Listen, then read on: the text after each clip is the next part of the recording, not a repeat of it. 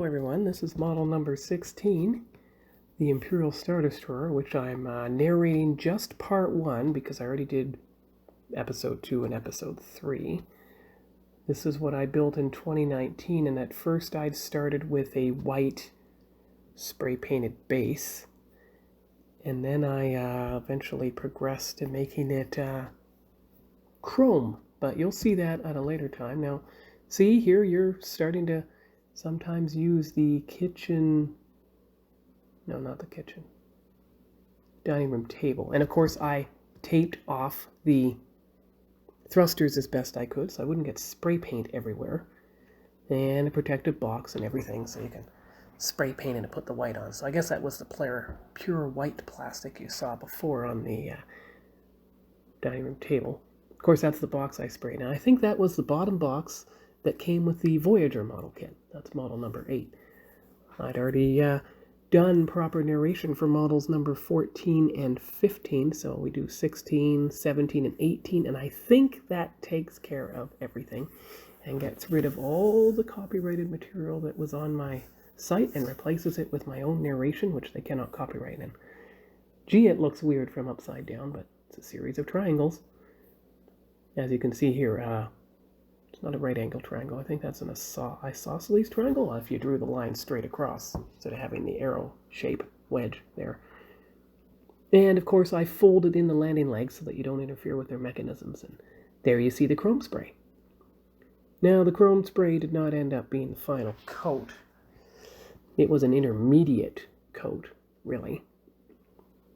And I believe in part 2 I actually got the thrusters working and did some video from that. You'll see those pictures in a few moments. Yeah, you can see how I spray painted it here. And I also started, well, there's the bottom.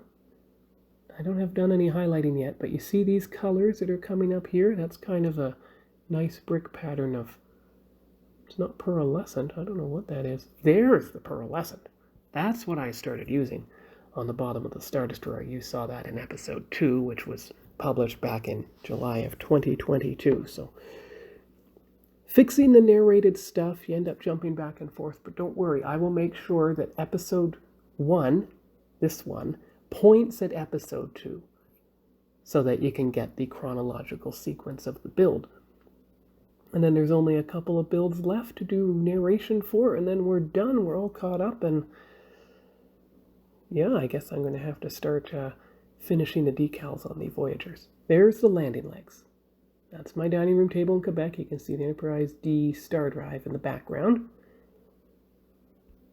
Can't quite see it from that angle.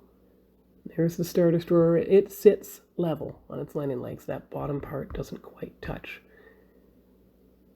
And then you see it in the facing the other way, a little darker, a little more of the yellowish orange light. And here you go. Here's the thrusters lit up. I took 2 pictures of that, and just the way the fixture is framed, you cannot see my face, so it looks for all the world as if it's floating through the air. That's a nice illusion there. And there it is, sitting down on its cutting mat again.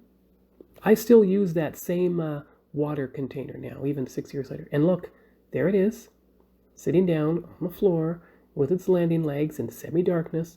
Now it looks gray in that light. You can't see the chrome lighting up at all. That's quite nice. And that's, so there it is. It sits, it didn't gouge the floor. I was lucky there. And there's a good shot looking underneath its hull with the landing legs at the front and the back.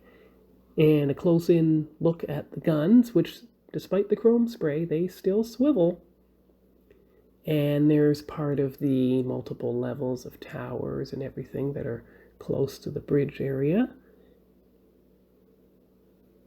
What one is that? Oh, that's the top of the bridge dome. It is a Mark II, not a Mark I. That's it. There's a close-up view of the thruster, which I managed to keep paint off of for the most part, so it'll still light up.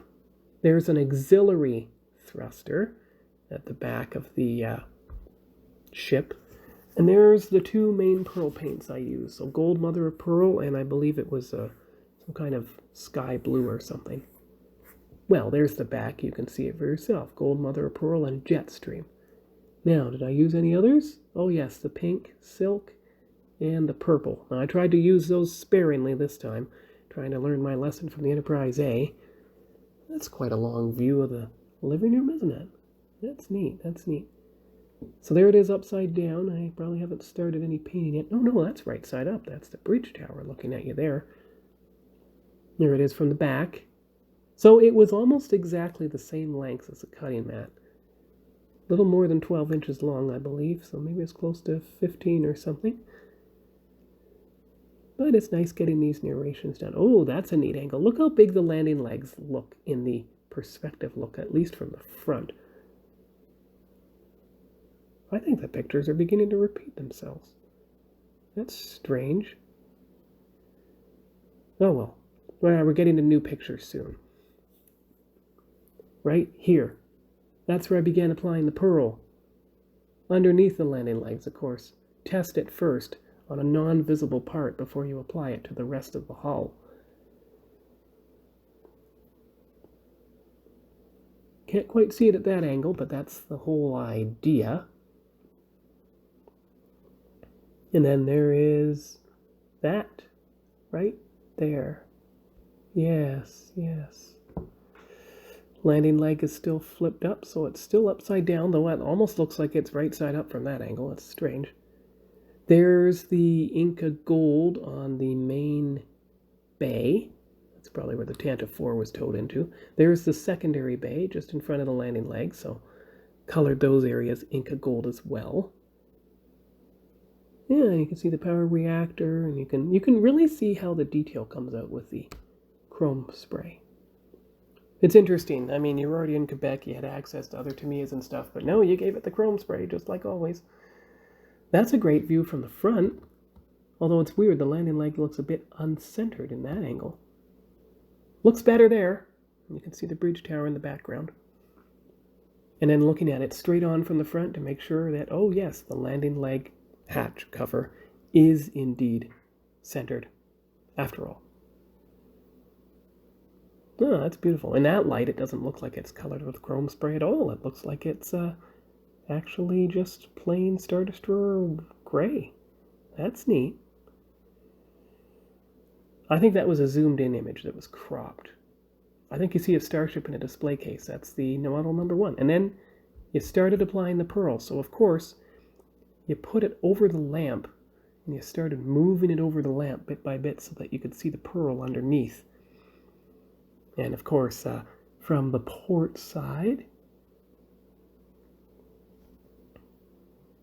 and underneath again,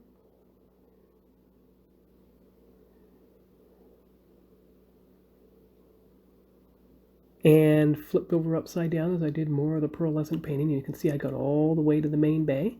And then I took it to the Hobby Club meeting, even though it wasn't completely finished, and they took, in a box with proper lighting, the angled views. So that is basically the end of episode 1 of model number 16, the Imperial Star Destroyer 4000 scale, I believe. So we'll see you here next time. Bye-bye.